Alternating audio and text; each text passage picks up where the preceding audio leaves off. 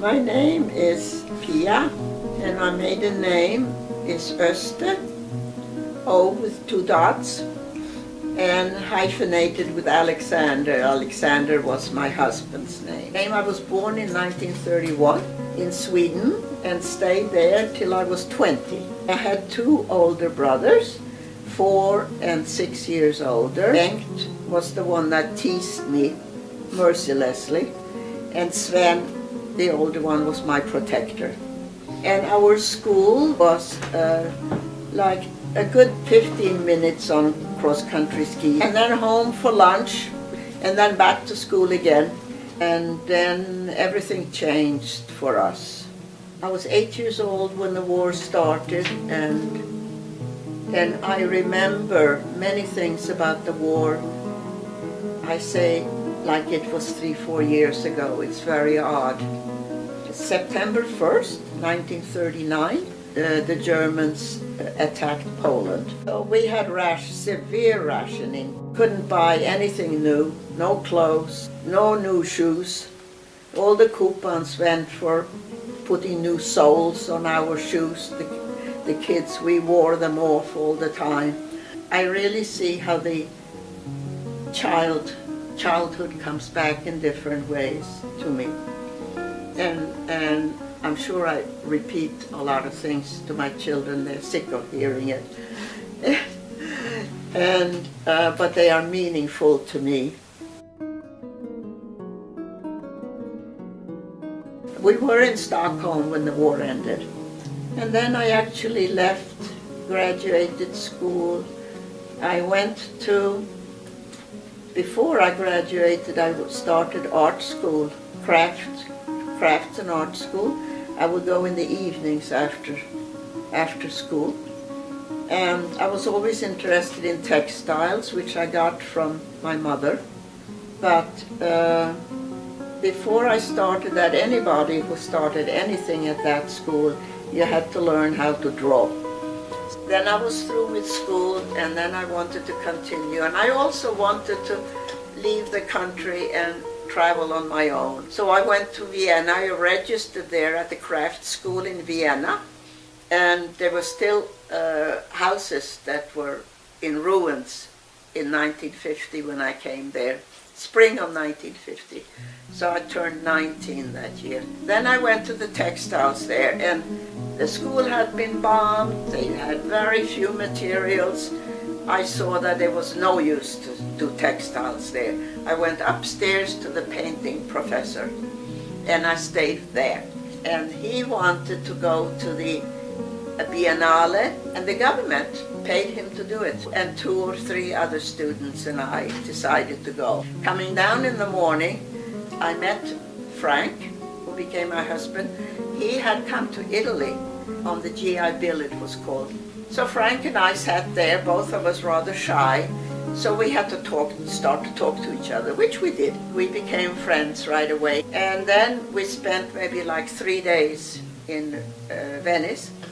And in those 3 days after that, I decided to move down with him to Florence, where he had an apartment. And so I took the train back to Vienna and packed up my stuff and said goodbye to everybody and came down. Wait, so how long had you known Frank before you moved in with him? 3 days.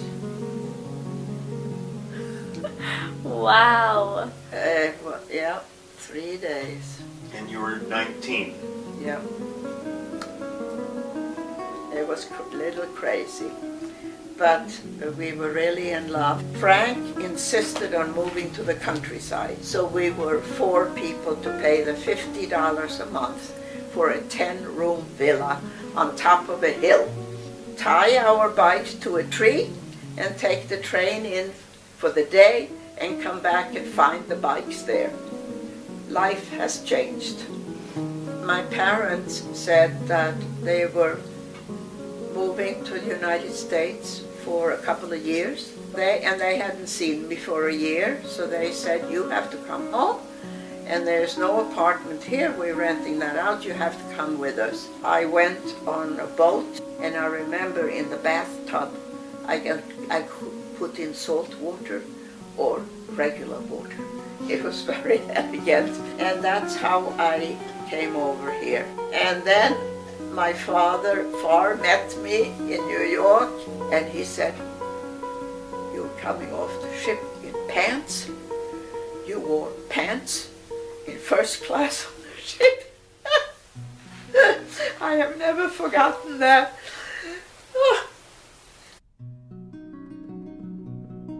And Frank had spent one weekend in Woodstock with some friends. And he liked the place so much, and he knew there were many galleries.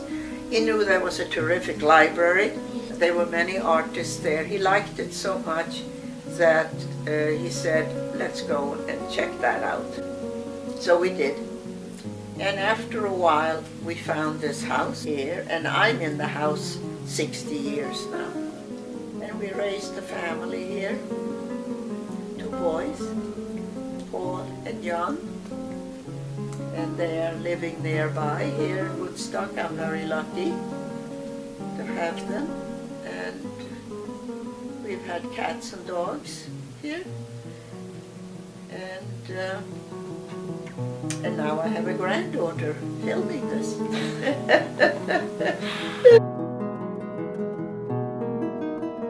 But as soon as we came up here, we joined the Woodstock Artists Association and started showing at juried shows. And I did collages, fabric and paper collages, that's what I was showing. Later on I started woodblock.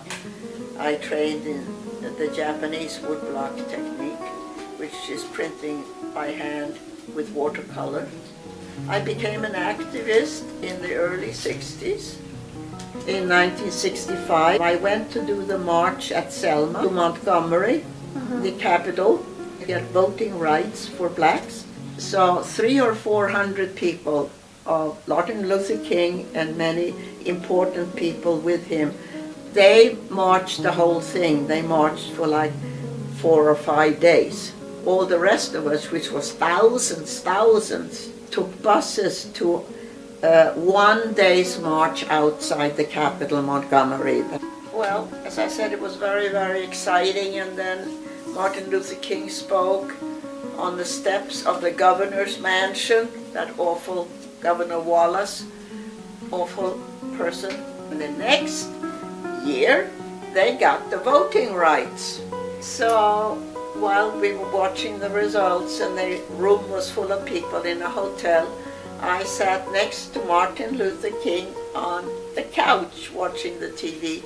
I was so totally thunderstruck to sit next to this person who was my hero for years that I couldn't talk. And